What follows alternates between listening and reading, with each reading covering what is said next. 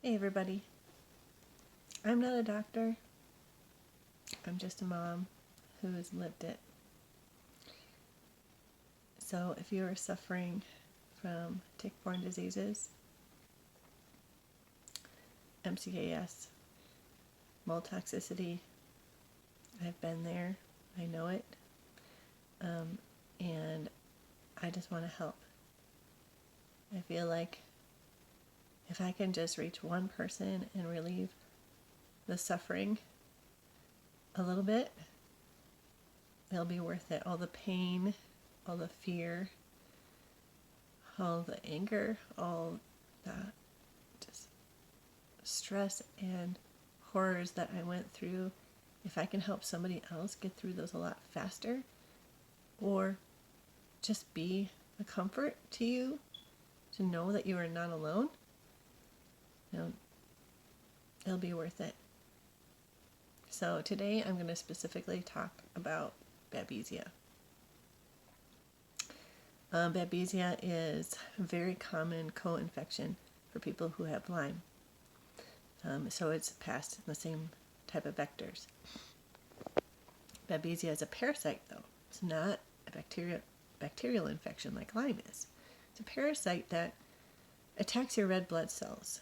Now, if you don't know what your red blood cells are for, they actually carry your oxygen throughout your body. So they're extremely important. So the parasite breaks into those red blood cells and it literally consumes the oxygen that your hemoglobin is carrying. So if you have Babesia, you will not get the oxygen delivered throughout your blood like you should. And as it gets more and more advanced, your symptoms can get really bad and it can actually be fatal. So one of the main symptoms of Babesia is air hunger. Now, air hunger is when you feel like you cannot breathe. Even though you are breathing, you feel like you're just not getting any air.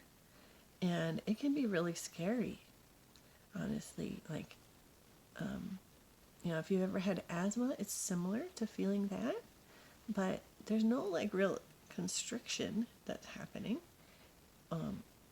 It is just the simple feeling of like when you breathe in, you just can't breathe enough. Like it's not getting anywhere. That's what it feels like. And it can be constant. It can come and go. But it's like this constant heaviness and breathlessness.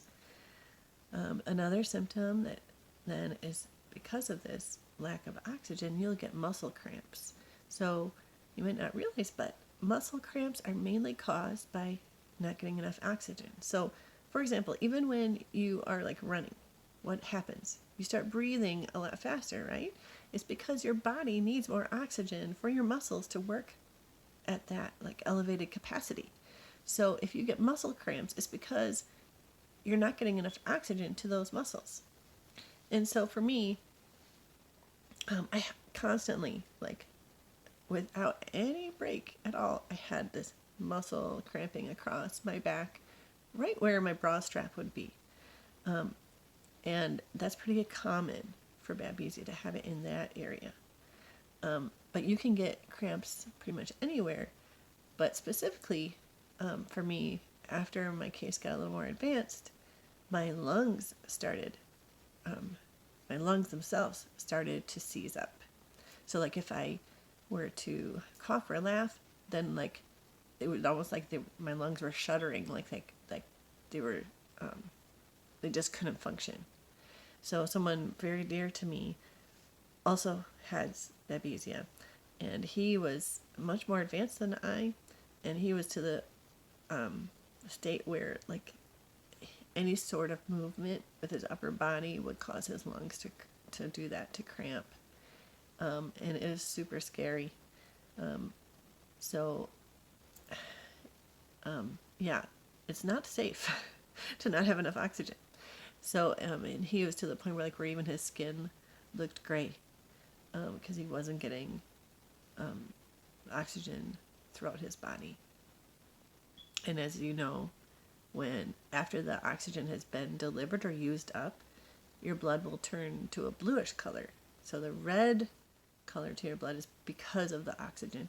The blue, like if you see your veins, they have those blue veins, is that tint because the oxygen has already been delivered and the blood is coming back to get more oxygen from your lungs. So anyways, so you'll get muscle cramping. Another symptom that was pretty severe for me was rib pain. So especially my right rib, like it is excruciating. And yeah, and then the last major symptom is recurring fevers, and they're usually at night, and that comes along with like drenching night sweats. So like I would wake up after a couple hours and just be covered like in sweat. My bed would be soaked, my pillow would be soaked. Yeah, it was pretty uncomfortable. And so those are the main symptoms. There are others, things that Babesia can, cause in you, but it's hard to always tell because they overlap with symptoms of Lyme and other tick-borne diseases, and so it can be kind of hard to tell what's causing it. But the ones that I mentioned are specific to Babesia. So, how do you treat Babesia? How did I get better? So, traditionally, Babesia is treated with anti-malarial meds, but they only have, they're really only effective about 50% of the time, and good doctors will usually add in an herb as well.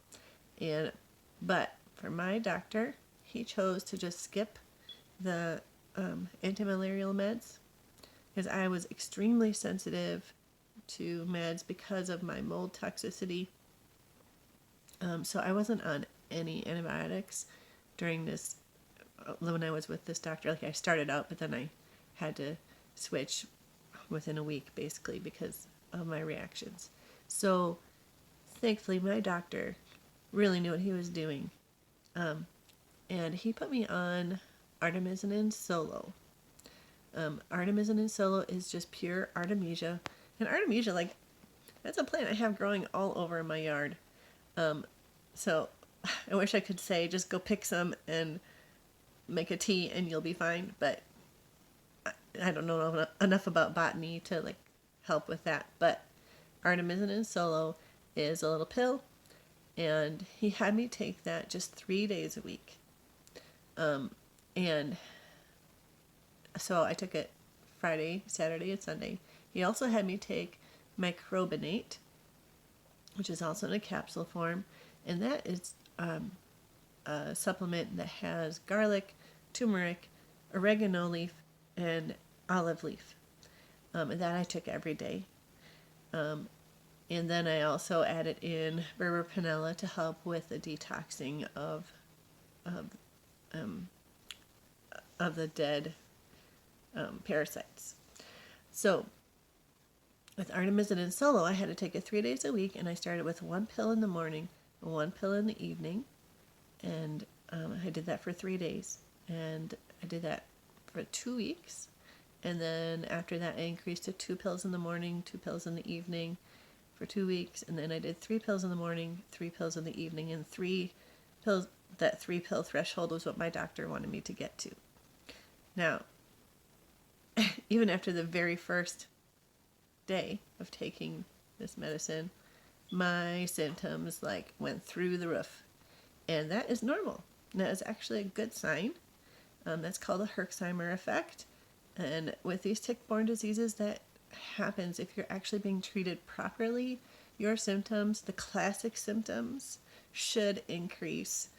There should be like this intensity period or intensifying period, but then it should go away as you kill things off and as you detox. And so that happened to me for about 3 weeks. And then my symptoms like pretty much started to disappear. I stayed on that regimen for about 4 to 5 months. And you need to do that because parasites are cyclical, and you don't know what stage they're at when you started to kill them, and like you want to kill them at all of their life stages so that you can get the babies, etc., etc. So I kept on that medicine for quite a while, but I have not had symptoms since then. And so I've been off of all of my meds since August, like the end of August 2022. So it hasn't been a full year yet, so I can't say like that I'm cured, but like of Babesia, definitely I feel like I have not had a single symptom at all of Babesia since basically like since about the end of April, early May in 2022. So that is my Babesia story, and I hope it helps. If you have any questions, I'm here for you. So blessings to you and be well.